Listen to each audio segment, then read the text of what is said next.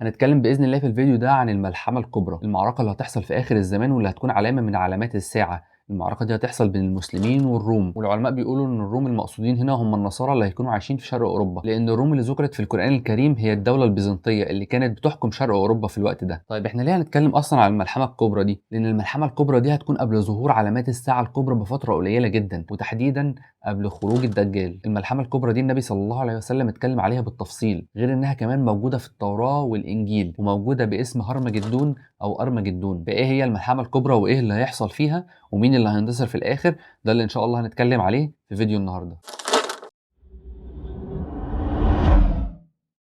السلام عليكم ورحمة الله وبركاته. أهلا وسهلا بكم في قناة أبو العباس شو. وزي ما احنا متعودين قناتنا دايما بنقدم عليها قصص ومعلومات مشوقة ومفيدة جدا، ودايما فيديوهاتنا بتكون بتجمع بين المتعة والفايدة، فإن شاء الله فيديوهاتنا تعجبك. لو دي أول مرة تشوفني فيها انزل بسرعة اعمل اشتراك للقناة وفعل الجرس عشان دايما يوصلك كل جديد. كمان تقدر تتابعني على مواقع السوشيال ميديا اللي هتلاقي اللينكات بتاعتها في وصف الفيديو.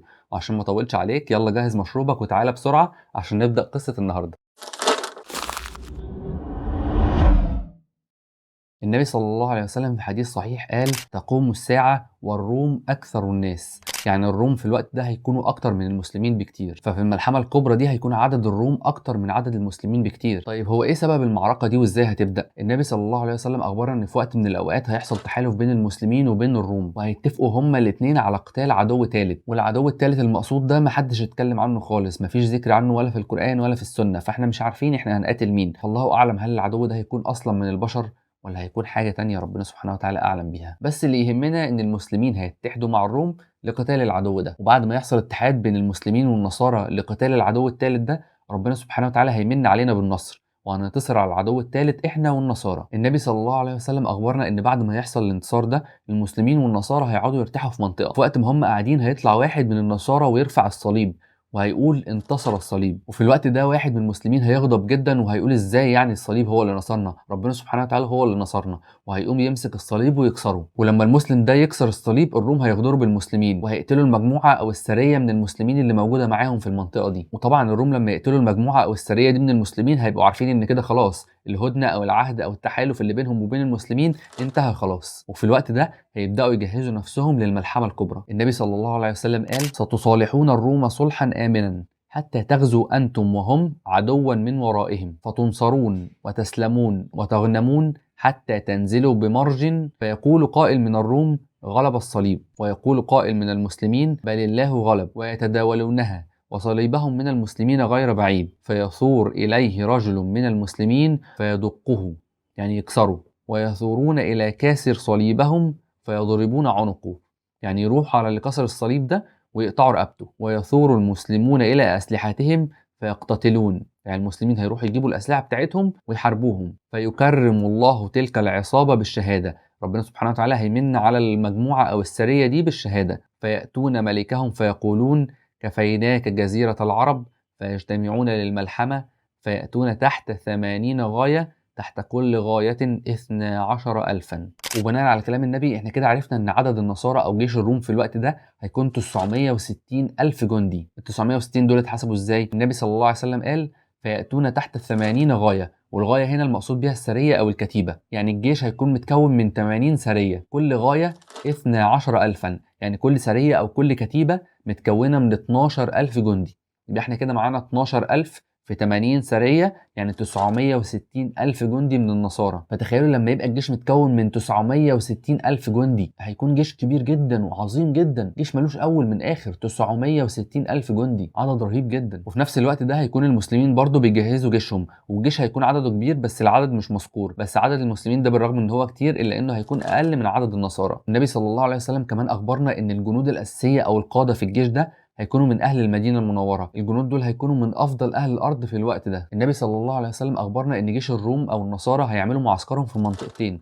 منطقة اسمها مرج ضابق أو منطقة اسمها الأعماق، ومرج ضابق والأعماق دول منطقتين موجودين في شمال سوريا جنب حلب. كمان المسلمين هيتجمعوا ويعملوا معسكرهم في منطقة اسمها الغوطة، والغوطة دي موجودة في سوريا برضو جنب دمشق. يبقى الروم هيعملوا معسكرهم جنب حلب والمسلمين هيعملوا معسكرهم جنب دمشق، والملحمة أو المعركة هتحصل بين المنطقتين دول. للأسف في بداية الحرب هيحصل هزيمة للمسلمين، وبسبب الهزيمة دي تلت المسلمين هيقرروا إن هم يهربوا، هيقرروا إن هم يسيبوا الحرب ويمشوا. النبي صلى الله عليه وسلم قال عنهم: فينهزم ثلث الجيش ثم لا يتوب الله عليهم أبدا. ربنا سبحانه وتعالى مش هيتوب عليهم أبدا، لأن هم تولوا يوم الزحف، لأن هم سابوا المسلمين وهربوا، سابوا الحرب ومشيوا.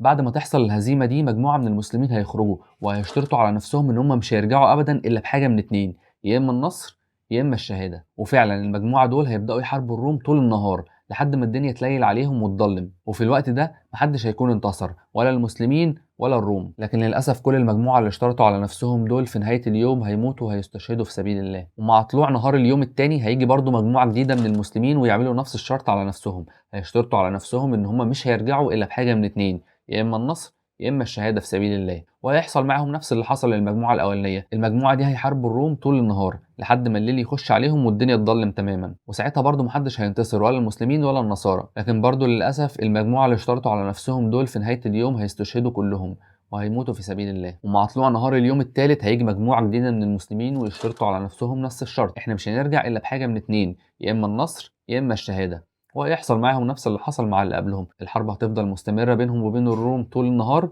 لحد ما الليل يخش عليهم، وبرضه مش هيحصل ولا انتصار ولا هزيمة. وبرضه للأسف المجموعة دي هيستشهدوا زي اللي قبلهم وهيموتوا كلهم في سبيل الله. والنبي صلى الله عليه وسلم أخبرنا إن الثلاث مجموعات اللي استشهدوا دول هم تلت جيش المسلمين في الوقت ده، والنبي صلى الله عليه وسلم قال عنهم إنهم أفضل الشهداء عند ربنا سبحانه وتعالى. وبكده يبقى عرفنا إن جيش المسلمين متقسم لثلاث أجزاء، الجزء الأولاني أو التلت الأولاني هم اللي هربوا أصلا في بداية الحرب، والتلت التاني اللي هم استشهدوا في سبيل الله، ومش فاضل غير التلت الأخير. وفي اليوم الرابع ربنا سبحانه وتعالى هيفتح على التلت الأخير من الجيش، هيمن عليهم بالنصر بإذن الله. التلت الأخير من جيش المسلمين هيحاربوا حرب ما حصلش زيها في التاريخ، وهيقدروا بإذن الله ينتصروا على كل الروم. فتخيلوا معايا كده لما يكون عدد جيش النصارى 960 ألف جندي، وزي ما قلنا إن جيش المسلمين هو جيش كبير لكن العدد مش معروف بالظبط، هنفترض مثلا ان هو 600,000 700,000، فاحنا بنتكلم في اكتر من 1,500,000 جندي هيشاركوا في الحرب دي، فعدد الجثث والقتلى هيكون عدد مهول جدا. وقال والله اعلم ان حتى الطيور اللي هيكونوا طايرين من فوق ارض المعركه دي هيقعوا ويموتوا، وده والله اعلم هيكون بسبب الريحه الفظيعه جدا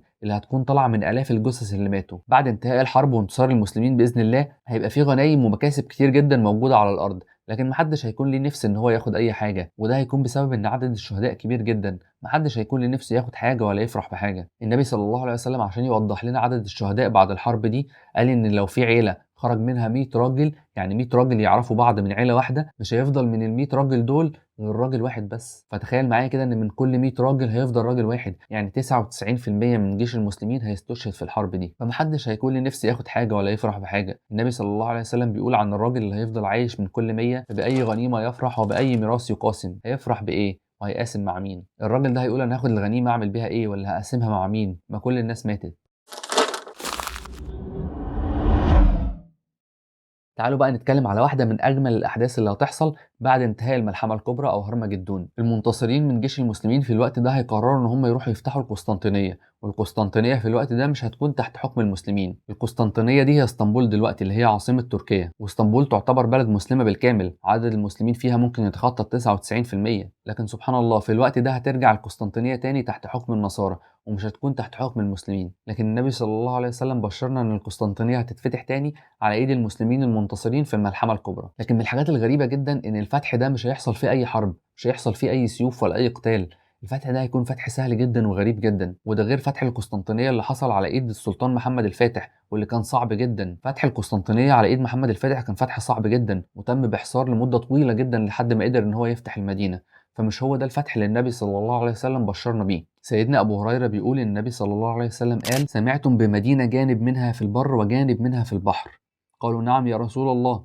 قال: لا تقوم الساعة حتى يغزوها 70,000 من بني إسحاق. والمقصود ببني إسحاق يعني مسلمين بس مش من العرب، لأن العرب كلهم من نسل سيدنا إسماعيل عليه السلام، وفي الوقت ده المسلمين كانوا من العرب بس. فالنبي صلى الله عليه وسلم بيقول إن المسلمين اللي هيفتحوا القسطنطينية هيكونوا من بني إسحاق يعني مش من العرب. فإذا جاءوها نزلوا فلم يقاتلوا بسلاح ولم يرموا بسهم، ولا هيقتلوا بسلاح ولا هيرموا سهم، وكل اللي هيعملوه بس ان هم يقولوا لا اله الا الله والله اكبر. واول ما يقولوا كده جنب من جوانب القسطنطينيه هيقع. قالوا: لا اله الا الله والله اكبر فيسقط احد جانبيها. قال ثور: لا اعلمه الا قال الذي في البحر. احنا زي ما قلنا المدينه دي جزء منها في البر وجزء منها في البحر، فالجنب اللي هيقع ده هو الجنب اللي موجود على البحر. ثم يقول الثانيه: لا اله الا الله والله اكبر فيسقط جانبها الآخر. ثم يقول الثالثة: لا إله إلا الله والله أكبر فيفرج لهم فيدخلوها فيغنموا. كده يبقى النبي صلى الله عليه وسلم أخبرنا إن فتح القسطنطينية الأخير هيكون سهل جدا، مش هيبقى فيه أي قتال ولا فيه أي سيوف ولا فيه أي حرب. مجرد ما المسلمين هيقولوا لا إله إلا الله والله أكبر، أول جنب من القسطنطينية هيقع، وبعد كده هيقولوا لا إله إلا الله والله أكبر، الجنب التاني هيقع، وبعد كده هيقولوا لا إله إلا الله والله أكبر، فربنا سبحانه وتعالى هيفتح لهم المدينة وهيدخلوها ويغنموا بإذن الله. لكن في الوقت ده هتحصل مفاجأة كبيرة جدا.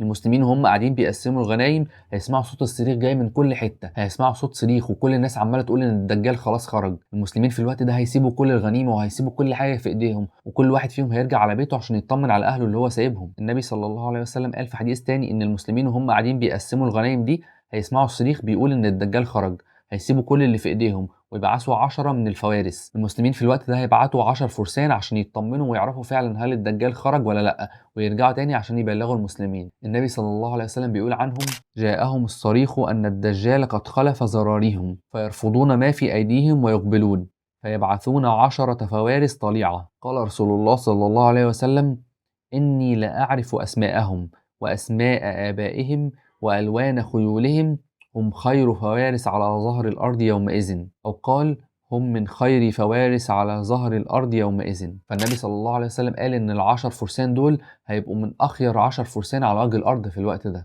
وبكده نكون وصلنا لنهاية فيديو النهاردة. احنا في الفيديو ده اتكلمنا عن المعركة الكبرى أو هرمجدون، المعركة أو الملحمة اللي هتحصل في آخر الزمان بين المسلمين والروم، وعرفنا إيه هي تفاصيل الحرب دي وإيه اللي هيتم فيها، واللي إن شاء الله هتنتهي بانتصار المسلمين. وبعد انتصار المسلمين بإذن الله هيروحوا عشان يفتحوا القسطنطينية، واللي هيكون فتح سهل جدا ولين جدا بدون أي قتال أو حرب. ومع انتهاء الفتح ده وأثناء ما المسلمين قاعدين بيقسموا الغنائم دي، الدجال هيخرج والمسلمين هيبعتوا 10 من الفرسان عشان يتأكدوا من الموضوع ده ويرجعوا يبلغوا المسلمين من تاني. فتنة الدجال هي أعظم فتنة النبي صلى الله عليه وسلم حذرنا منها، واللي كمان حذر منها كل الأنبياء، وعشان كده لازم نعرف كل حاجة عن الفتنة دي، لازم نعرف كل حاجة عن الدجال ده عشان نقدر نتجنب الفتنة دي، لأن وارد جدا حد فينا يعيش الفترة دي في خلال السنين اللي جاية. إن شاء الله في الفيديو اللي جاي هنتكلم على الدجال، فيا رب يكون الفيديو ده عجبكم واستفدتوا من المعلومات اللي اتكلمنا فيها. لو وصلت لحد هنا ولسه ما عملتش اشتراك للقناة، انزل بسرعة اعمل اشتراك وفعل الجرس عشان دايما يوصلك كل جديد. كمان تقدر تتابعني على مواقع السوشيال ميديا اللي هتلاقي اللينكات بتاعتها في وصف الفيديو. ما تنساش كمان تتفرج على فيديوهاتنا القديمة اللي اكيد هتلاقي فيها معلومات مهمة جدا. اللهم لا علم لنا إلا ما علمتنا